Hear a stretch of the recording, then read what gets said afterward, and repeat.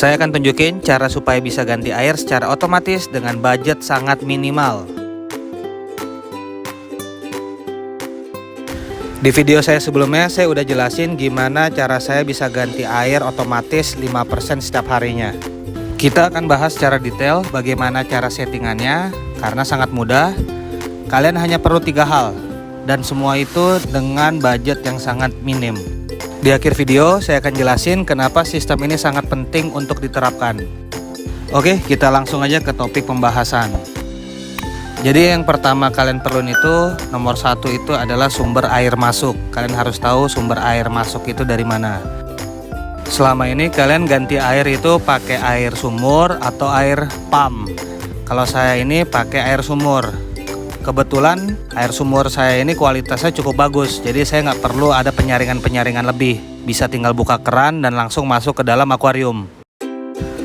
Kalau kalian ragu dengan kualitas air sumur kalian bisa saring dulu itu air dengan aktif karbon sebelum dia masuk ke dalam sistem akuarium kalian.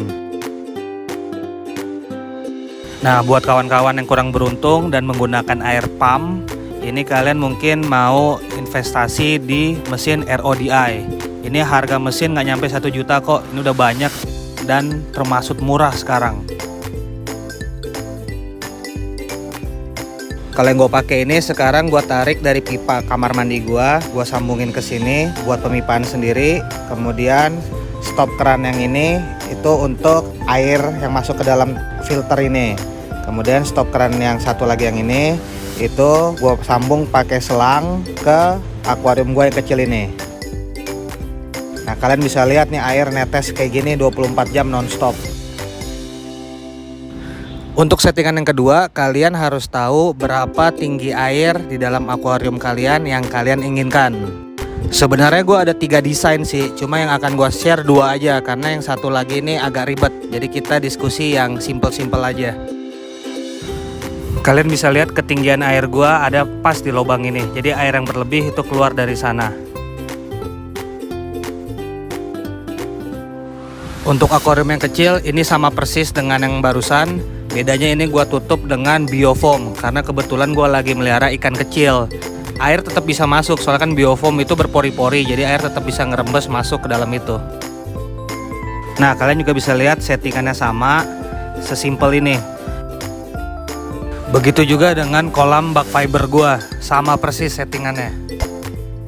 Sekarang gua akan tunjukin gimana sistem kerjanya.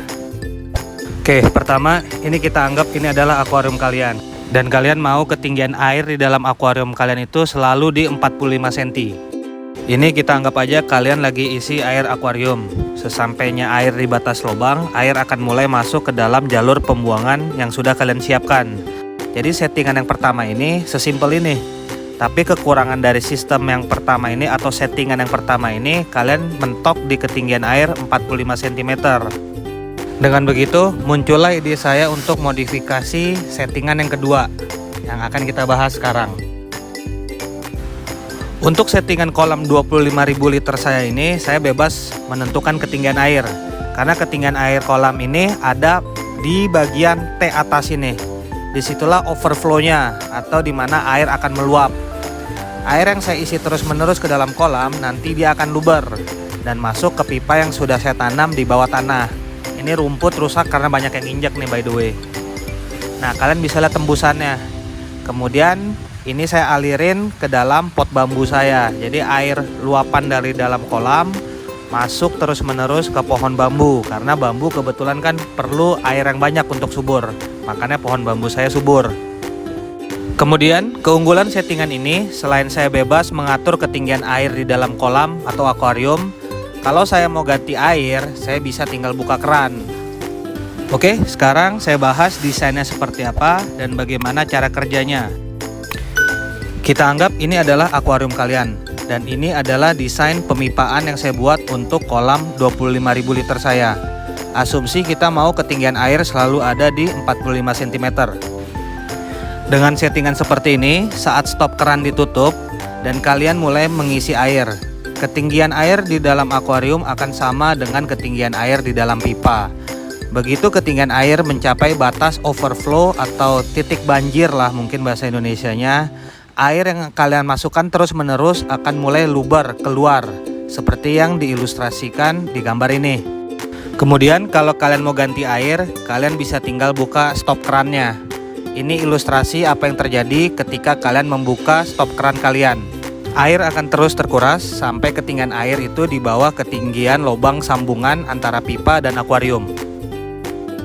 Kemudian keunggulan lain dari settingan ini, kalau kalian mau nguras air hanya sampai ketinggian tertentu. Di sini kita asumsi kalian mau kuras air hingga ketinggiannya 30 cm aja nih. Kalian bisa tinggal pasangin sambungan elbow dan pipa tambahan seperti ilustrasi di gambar ini.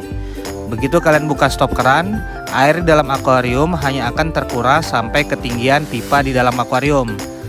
Dengan begini kalian gak usah nungguin saat proses ganti air. Kalian bisa pergi makan, pergi nonton, terserahlah kalian mau ngapain. Dan settingan yang ketiga, sesimpel ini, kalian harus tahu di mana kalian mau buang itu airnya. Kalau air buangan dari kolam, saya buang ini untuk ke pot bambu. Kalau buangan dari dalam ruang akuarium, ini cuma saya buang begitu aja. Nah, kenapa saya sangat rekomendasi supaya kawan-kawan juga menggunakan sistem auto drip atau sistem air buang? Karena kita pelihara ikan di ekosistem yang tertutup, di mana berjalannya waktu, kadar mineral dan lain-lain yang dibutuhkan ikan untuk tetap tumbuh sehat itu semakin lama semakin berkurang. Dan juga kesibukan kita yang terkadang memang tidak memungkinkan untuk rutin terus ganti air. Terkadang mungkin kita juga sampai di titik jenuh untuk perawatan rutin seperti ganti air dan lain-lain. Jadi dengan menggunakan auto drip, hal-hal tersebut sudah bisa kita atasi sedari awal. Kemudian yang perlu kita tahu, di dalam ekosistem akuarium kita ini ada dua jenis kotoran, yang terlihat dan yang tidak terlihat. Contoh kotoran yang terlihat itu seperti berak ikan, sisa makanan, dan lain-lain. Nah, untuk yang tidak terlihat, kita sebut saja amonia, nitrit, dan nitrat. Kalian pernah bertanya nggak sih, kenapa pakai karang jahe atau keramik ring atau kristal bio atau lain-lain lah? Jawaban singkatnya itu sebagai rumah bakteri pengurai. Gunanya bakteri itu apa? Jadi ikan makan berak, kencing, dan lain-lain menghasilkan si amonia nih namanya. Dengan adanya amonia, muncullah bakteri pengurai yang mengubah amonia menjadi nitrit. Karena adanya nitrit, muncullah bakteri pengurai satu lagi yang mengubah nitrit menjadi nitrat. Itu yang kita sebut dengan nitrogen cycle. Nah, untuk nitrat dia itu tidak ada bakteri pengurai kecuali anaerobik bakteria. Cuma kita nggak akan bahas itu. Jadi singkat cerita, untuk mengeluarkan nitrat dari dalam akuarium kalian harus melakukan water change atau ganti air. Nah, kalau udah pakai auto drip atau sistem air buang nggak perlu lagi dong ganti air. Jawabannya bisa iya, bisa enggak. Ini tergantung ke pemahaman masing-masing. Karena nggak ada jawaban yang benar-benar benar. Bisa iya, bisa tidak. Kenapa seperti itu? Kalau pemahaman saya pribadi nih ya, auto drip ini hanya sebagai alat bantu. Yang semestinya saya ganti air seminggu sekali, mungkin saya bisa ganti air jadi sebulan sekali. Maksudnya gimana? Berikut ilustrasinya. Berjalannya waktu, kotoran yang tidak terlihat semakin lama semakin menumpuk di dalam akuarium kalian. Kemudian kalian melakukan water change, turunlah itu kadar kotorannya. Kemudian berjalannya waktu lagi, kotoran kembali terakumulasi, naik dia. Kalian lakukan water change lagi, turun lagi dia jumlah kotorannya.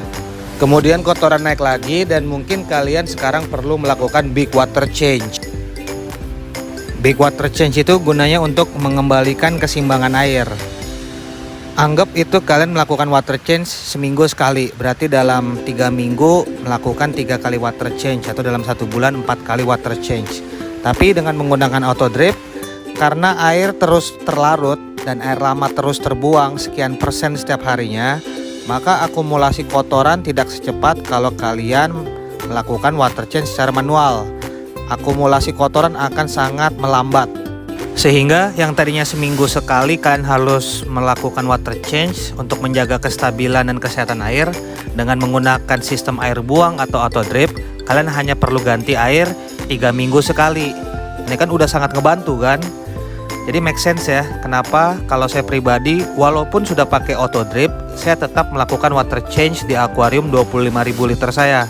Ya mungkin semestinya 1 bulan sekali saya lakukan water change, saya bisa ngelakuin water change dalam 4-5 bulan sekali. Nah, bonus buat kalian semua, terutama bagi pecinta super red arwana, mayoritas dari kalian kan melakukan tanning ke ikan super red kalian supaya warna bisa maksimal. Kalau kalian tanning dengan waktu yang lama, temperatur otomatis juga akan naik. Nah, kalian mungkin mau sering-sering ganti air supaya temperatur bisa terus stabil dan ikan bisa terus segar dia di dalam akuarium itu. Dengan instalasi auto drip, kalian nggak usah lagi ganti-ganti air. Tinggal volume drippingnya atau volume air yang netes kalian agak buka keran sedikit lebih gede, jadi biar agak lebih banyak masuknya. Jadi walaupun ikan digenjot tanning, temperatur terus bisa stabil. Ini bisa memaksimalkan proses tanningnya, karena ikan yang stres nggak akan maksimal perkembangan warnanya. Jadi ini saja untuk video kali ini, semoga ini bisa bermanfaat bagi kawan-kawan. Make sure untuk subscribe di channel ini supaya saya makin semangat membagikan informasi yang berguna ke kawan-kawan semua. Dan jangan lupa untuk like dan share video ini. See you guys in my next video. Bye-bye.